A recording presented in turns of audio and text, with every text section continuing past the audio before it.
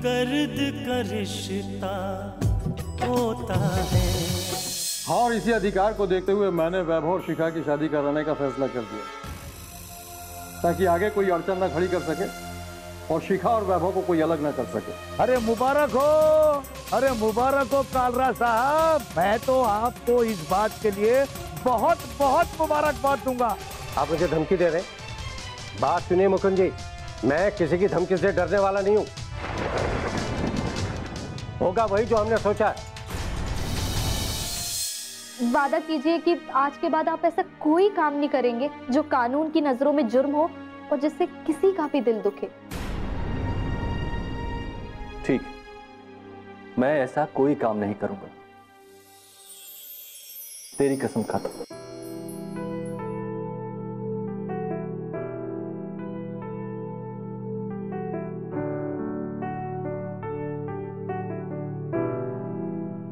अब तो खुश? बस 2-3 दिन की बात है, उसके बाद माँ जी को भी आजाद कर देंगे। उसके बाद माँ जी जहां चाहें जा सकती हैं। मैंने बाकीलाल से जो वादा किया था उसे पूरा कर दिया। एक बात बताइए भैया, मैंने बाकीलाल के बारे में ये सुना है कि वो तो अपने परिवार वालों के साथ वफादार नहीं है, तो आपके साथ क्या होगा? मतलब अगर उसने आपके पैसे नहीं दिए तो आप क्या करोगे?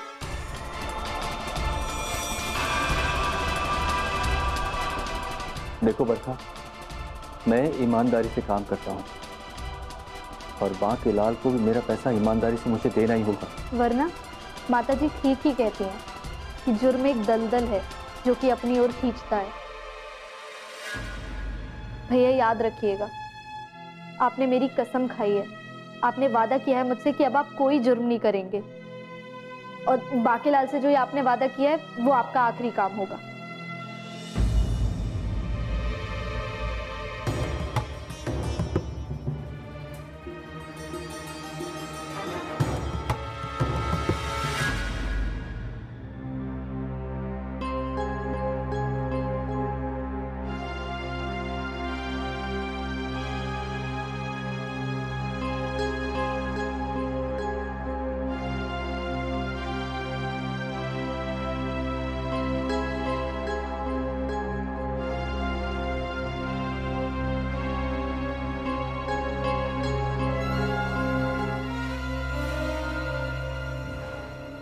छुपा कर नहीं रखा, लेकिन उसे बहकाने का काम आपने जरूर किया। और मैं ये बात अच्छी तरह से जानता हूं कि तुम लोगों के बहकावे में आकर उसने घर छोड़ा। जैसे कालरा, वैभव मेरा बेटा है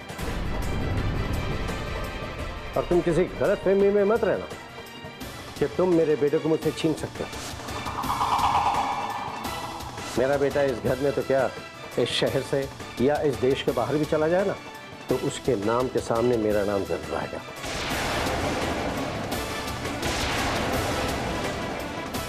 और वो मेरा ही बेटा कहलाएगा।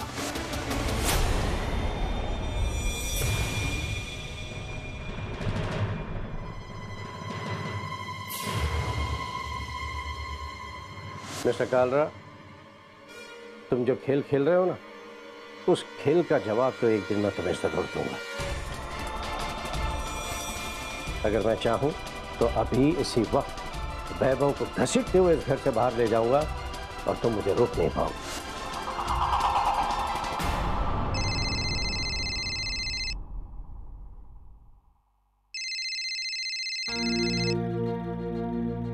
जी बाकीलाल जी, कहिए।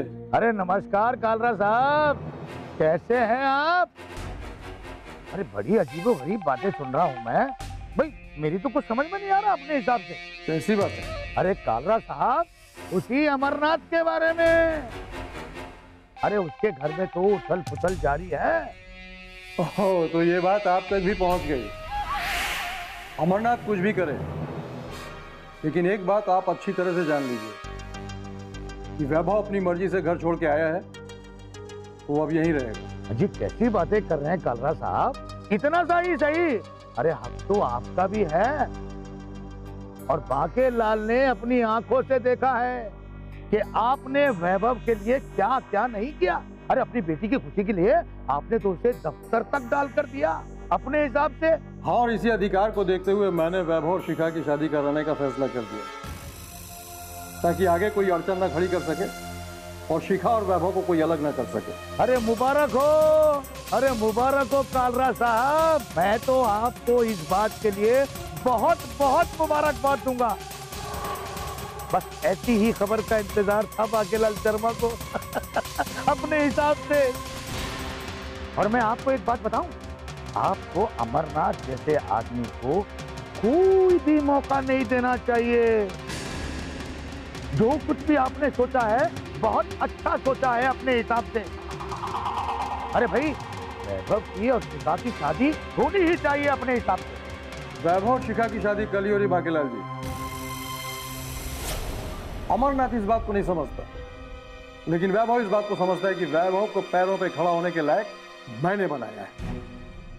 अमरनाथ अपने बेटे को लेने आए थे, लेकिन मैंने जवाब दे दिया है और वैभव ने भी अच्छा जवाब दिया है। चलो चलो, कम से कम वैभव तो अपने बाप की तरह एहसान फरामोश नहीं है। अरे मैं जानता हूं कालरा साहब, मैंने अपनी आंखों से देखा है कि आपने अमरनाथ पर कितने एहसान किए हैं। आपने हर मुसीबत में उसका साथ दिया है। लेकिन देखिए, अमरनाथ कितना बड़ा डाकू है। आपकी बेटी की खुशियों पर ही डाका डाल दिया अपने हिसाब से, और उसे कामयाब हरगिज मत होने देना कालरा साहब, कसम है आपको। हाँ, वो मेरे बेटी की खुशियां छीनना चाहता था, मैंने उसके बेटे को छीन लिया। कल शिखा और वैभव की शादी है, अगर समय मिले तो जरूर आइए। कैसी बातें करते हैं कालरा साहब, मैं और ना हूं? अरे मैं जरूर आऊंगा। और वैसे भी मेरा तो आशीर्वाद बच्चों के साथ है ही। बस आप उस अमरनाथ पर नजर रखिएगा, कहीं वो कोई गड़बड़ ना कर दे। चलिए मैं फोन रखता हूँ, नमस्कार। नमस्ते।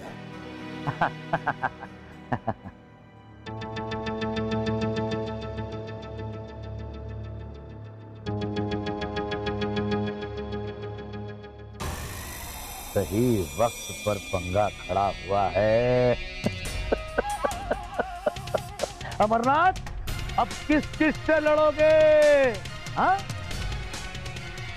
मुझसे लड़ोगे, कालरा से लड़ोगे, या फिर मुकुंद प्रसाद चौरसिया से?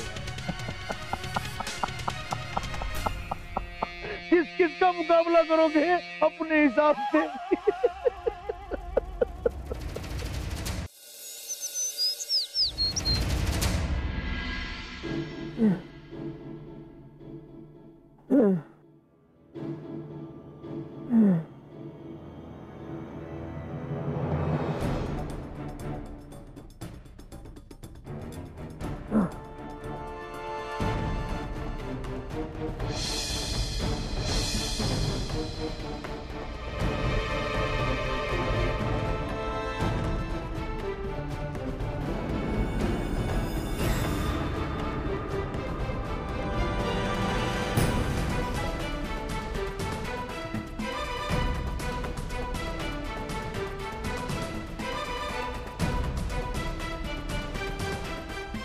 माता जी, क्या हुआ? आ गई तू? आपको तो बहुत तेज बुखार है। कल रात से कुछ तबीयत ठीक सी नहीं है। भैया, हमें इन्हें डॉक्टर के पास ले जाना पड़ेगा। देखिए ना कितनी तेज बुखार है इन्हें। चिंता मत करो बेटा, तुम यही सोच रहे हो ना कि अस्पताल जाऊंगी तो कोई देख लेगा, पहचान लेगा। हाँ माँ जी, बात तो कुछ ऐसी ही है, लेकिन आपका इलाज करना भी तो जरूरी है। भैया, हम एक काम करेंगे, हम इन्हें छुपा कर ले जाएंगे, किसी को पता नहीं चलने देंगे। हाँ, देखिए ना कितनी तेज बुखार है, ले जाना जरूरी है। बरखा, मैं एक काम करता हूँ, मैं बाहर जाकर किसी डॉक्टर को देखता हूँ और डॉक्टर को यहीं लेकर आता हूँ, क्योंकि माँ जी बुखार में कैसे चल पाएंगी। हाँ बेटा, डॉक्टर को यहीं ले आओ। ठीक है भैया, अब आप जल्दी जाइए, मैं तब तक माँ जी को पट्टियाँ लगा देती हूँ, कुछ तो बुखार कम होगा। ठीक है। मैं 2 मिनट में आती हूँ माँ जी। हाँ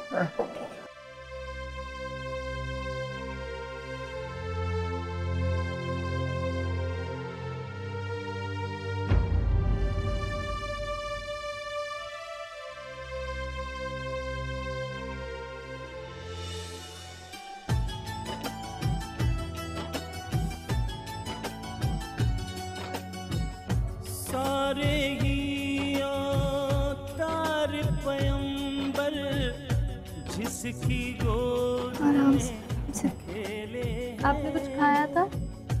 बच्चों की खातिर जिसने सब दुनिया के दुख झेले हैं।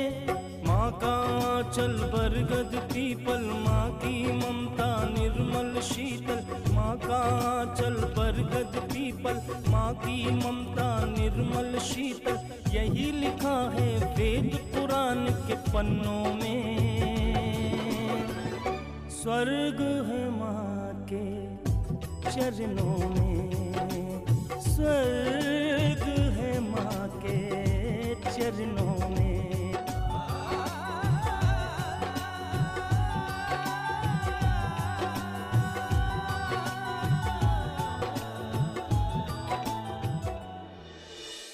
मेरी अच्छाई, मेरी शराफत का ये सिला देना चाहते हैं वो लोग मुझे। मेरी सुरभि का तलाक करवाना चाहते हैं। मैं ऐसा हरगिज नहीं होने दूंगा। हमने तो सोचा था कि उनकी जमीन वापस लौटा देंगे तो सारे गिले शिकवे दूर हो जाएंगे। बड़ा ही खुदगर्ज किस्म के लोग हैं वो। कल तक उनकी जमीन मेरे हाथ में थी तो मेरे सामने सिर उठाने की हिम्मत नहीं थी। कल तक वो ये समझते थे कि माताजी मेरे कब्जे में तो मेरे सामने सर उठाने की हिम्मत नहीं थी। और आज जैसे ही मैंने ईमानदारी के साथ पूरी सच्चाई उनके सामने रख दी है, उन्होंने अपने रंग दिखाने शुरू कर दिए। लेकिन मैं कमजोर नहीं हूं, कमजोर बिल्कुल नहीं हूं मैं।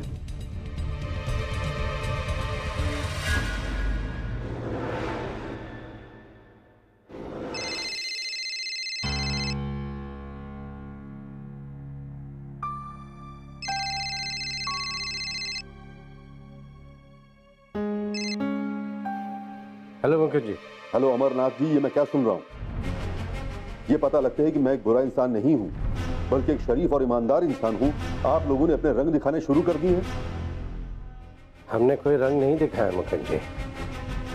आपको तो पता ही है कि वैभव घर छोड़कर जा चुका है और अब वो सुरभि को अपनी पत्नी नहीं मानना चाहता तो उसे मजबूर तो नहीं किया जा सकता। आप ये कह रहे हैं कि उसे मजबूर नहीं किया जा सकता, और मैं ये कह रहा हूं कि आपका बेटा इस रिश्ते को मानने से इनकार कैसे कर सकता है? सुरभि की शादी आप लोगों ने उससे करवाई थी। अब वैभव को समझाना आप लोगों की जिम्मेदारी है ना? मुकुंद जी, हमने सारी कोशिशें करके देख ली। अब हमारे सामने सिर्फ ये आखिरी रास्ता बचा कि सुरभि के साथ वैभव का तलाक दिलवा दिया जाए बस।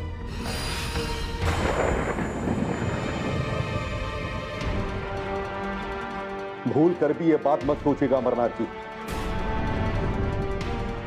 रिश्ता कोई मजाक नहीं होता जिसे जब चाहा जोड़ लिया, जब चाहा तोड़ दिया। आपके लिए रिश्ता निभाना एक मजाक होगा, लेकिन हम तो रिश्ता बनाते हैं सिर्फ निभाने के लिए। मैं समझता हूं मुकुंद जी, लेकिन आप ये बात तो जरा गंभीरता से समझने की कोशिश कीजिए। दोनों की पूरी जिंदगी बाकी, उम्र बाकी। वो नए सिरे से जिंदगी आबाद कर सकते हैं, खुशहाल रह सकते हैं। देखिए, मुझे ऐसा लगता है कि आपको इस बारे में ज्यादा परेशान होने की कोई जरूरत नहीं है। ये तो सुरभि के लिए भी बहुत अच्छा होगा कि उसे तलाक मिल जाए, दोनों की जिंदगी संवर जाएगी। आप जिंदगी संवारने के नाम पर तलाक की बात कर रहे हैं अमरनाथ जी, जबकि आपको ये मालूम होना चाहिए कि अगर तलाक हुआ तो सुरभि की जिंदगी तबाह हो जाएगी, बर्बाद हो जाएगी। आप ये बिल्कुल मत समझिएगा कि मैं खामोश रह जाऊंगा। तलाक का फैसला आपके लिए बहुत गलत साबित होगा। आप मुझे धमकी दे रहे हैं? बात सुनिए मुकुंद जी, मैं किसी की धमकी से डरने वाला नहीं हूं। होगा वही जो हमने सोचा है। मुकुंद प्रसाद चौरसिया, मेरी जमीन मुझे वापस करके बहुत बड़ा एहसान नहीं किया तुमने।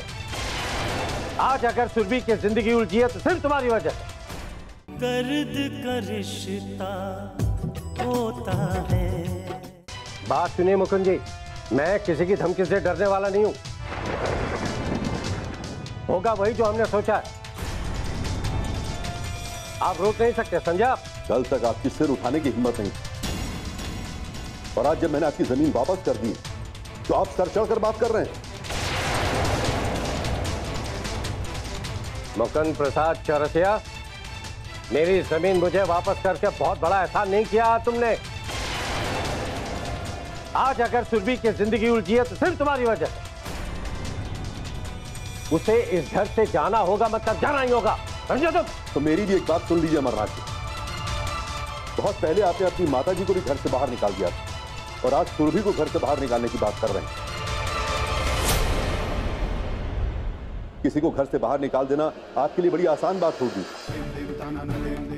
लेकिन वो मेरे लिए अच्छी बात नहीं है। लेकिन मां और बहू में कुछ तो फर्क होता है ना अमरनाथ जी। आपने मां को बाहर लाकर छोड़ दिया और अब बहू को निकालने की बात कर रहे हैं। लेकिन सुरभि उस घर की बहू है अमरनाथ जी। सुरभि को घर से निकालना कोई आसान काम नहीं होगा। मैं दिल्ली आ रहा हूं आप सबसे बात करने के लिए। बहुत जल्द मैं दिल्ली पहुंचूंगा।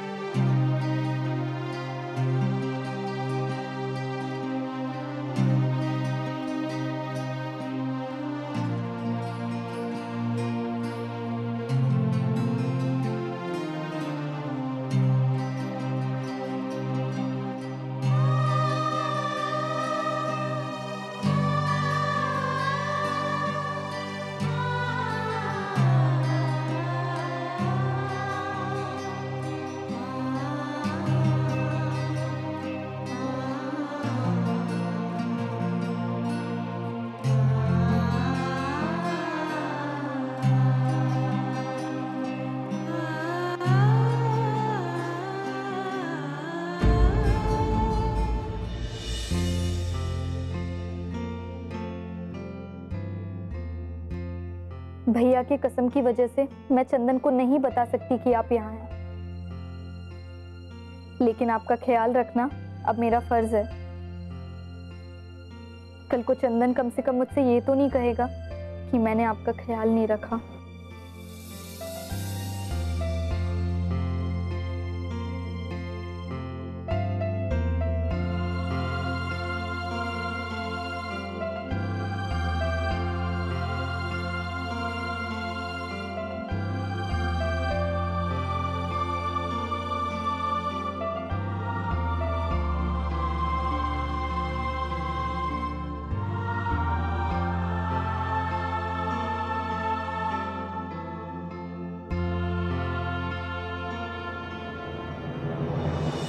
आइए।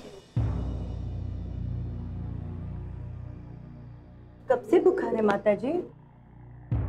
कल रात को तो ठीक थी, न जाने रात में क्यों बुखार चढ़ गया तेज। ठीक, मैं देख लूं।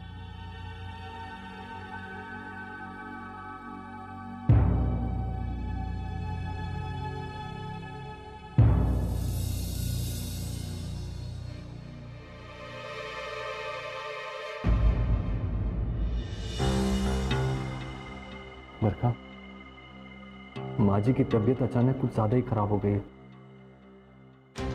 और इन्हें बाहर लेकर जाना मतलब पूरे मामले का खुल जाना। इतने दिनों से इनकी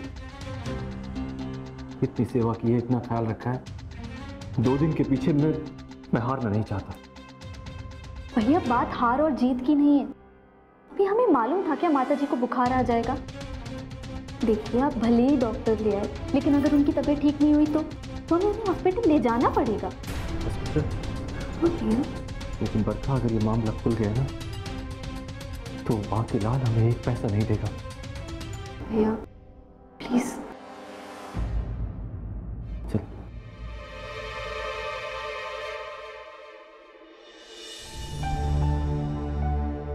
मैंने इंजेक्शन दे दिया है, लेकिन मैं कुछ और भी दवाइयाँ लिख के दे रही हूँ, वो उन्हें दे देना। डॉक्टर, बुखार उतर जाएगा ना? कोई घबराने वाली बात तो नहीं है ना? फिलहाल तो नजर रखना जरूरी है। वैसे माताजी की उम्र भी काफी ज्यादा है और ऐसी उम्र में तो बीमारियां बढ़ जाती है। हाँ, अगर बुखार कम नहीं हुआ तो फिर इन्हें हॉस्पिटल ले जाना पड़ेगा। डर मत बेटा, मैं जल्द ठीक हो जाऊंगी, चिंतित ना हो। वैसे ये आपकी माताजी है ना? जी, माँ जी जैसी ही है। दरअसल ये हमारी मेहमान है और मेहमान का तो ख्याल रखना ही चाहिए ना। जी जी, ठीक है, आप ठीक हो जाएंगे, आप आराम कीजिए। धन्यवाद।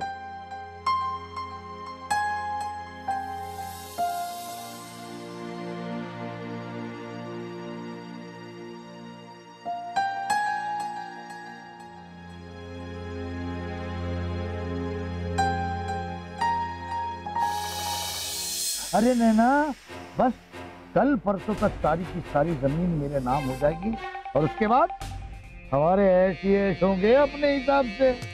दर्द का रिश्ता होता है।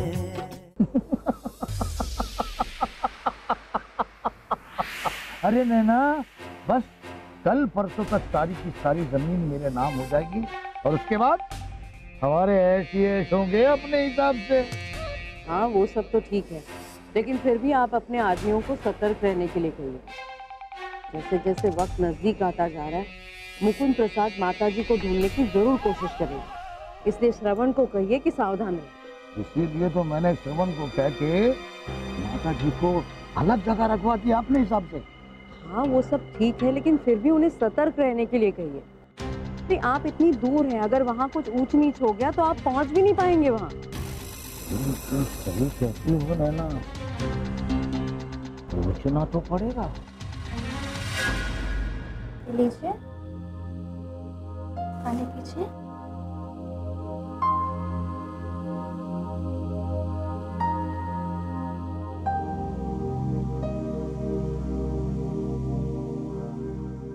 वैसे सच बात तो यह है बरखा कि अगर कोई मनुष्य एक ऐसी राह पकड़े जिस पर वो चलना चाहता है तो ईश्वर उसकी पूरी मदद करता है।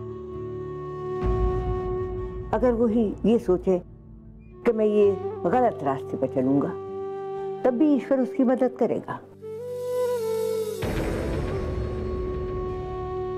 अगर यही मनुष्य अगर सोच ले कि मैं ये गलत रास्ता बिल्कुल नहीं अपनाऊंगा, तब भी ईश्वर उसकी मदद करेगा।